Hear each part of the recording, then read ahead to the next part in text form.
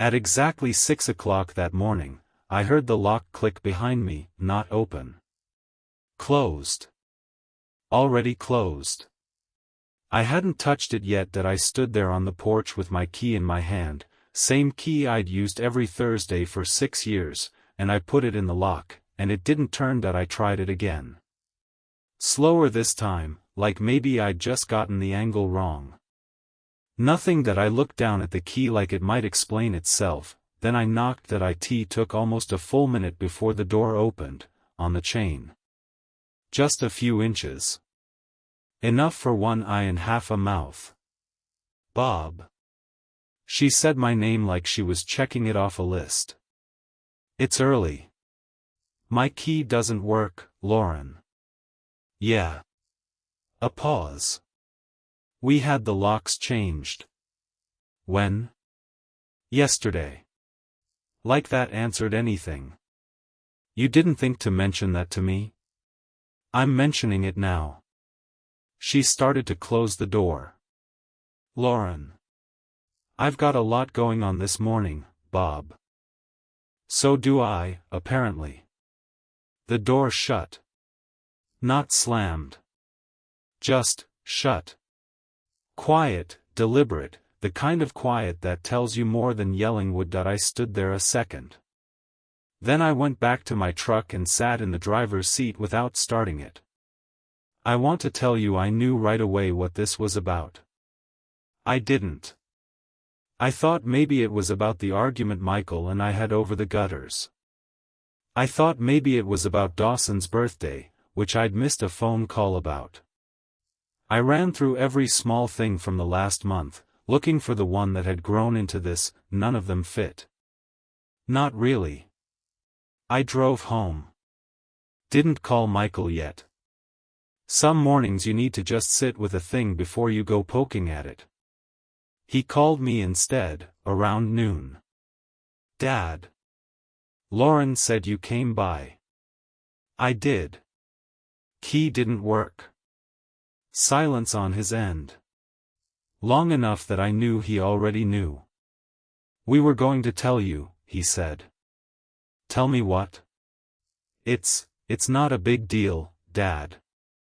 Lauren just wants a little more control. Over the house. Since we live there. Since I own it, you mean? Another silence. Shorter. Right, he said. That. I didn't push. That's not how I do things. I told him I'd talk to him later and hung up, and I sat with that word, that, turning it over. Like it was a small thing. Like a lock was a small thing. 2 days went by. I didn't go back to the house.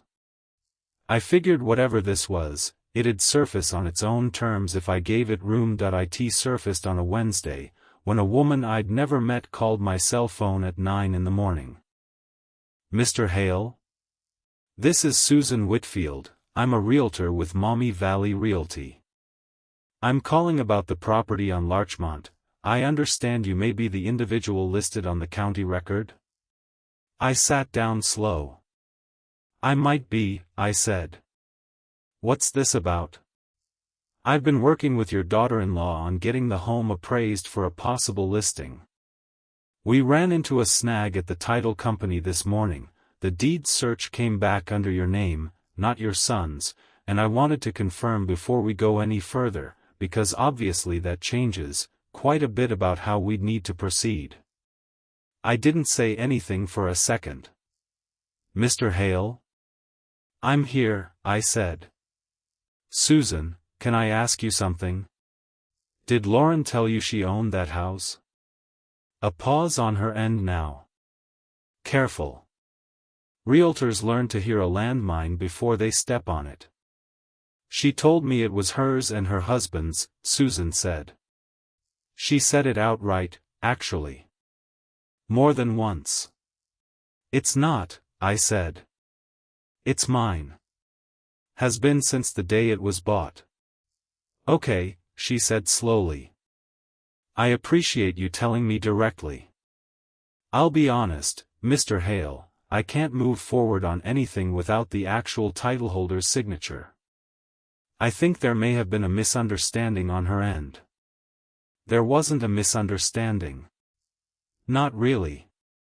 There was a story Lauren had been telling herself for a long time, and Michael, somewhere along the way, had let her keep telling it, because it was easier than correcting her. I called Michael that afternoon.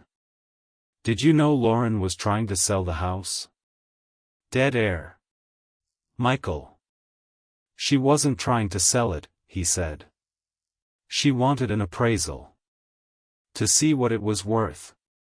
In case we ever wanted to refinance, or sell it, I said.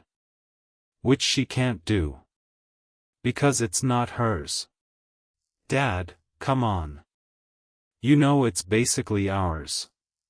You always said. I never said that. You said someday. Someday isn't today, Michael. And it's definitely not a day you found out about from a realtor calling my cell phone.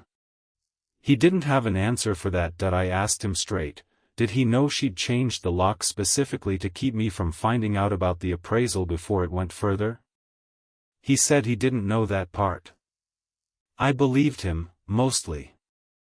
Michael's never been much of a planner. Lauren's the one who moves pieces around a board. He's the one who finds out the game already started. I told him I needed to see him. Alone. Not at the house. He came to mine that evening, and he looked like a man who hadn't slept, which told me more than anything he was about to say. Dad, I swear, I didn't know it went this far. How far did you think it went? I thought she just wanted. I don't know. A number. Peace of mind. She's been stressed about money.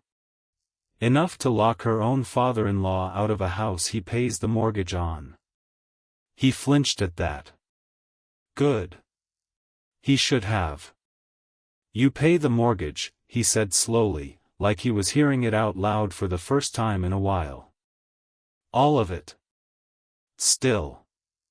Every month. Same as I have for 6 years.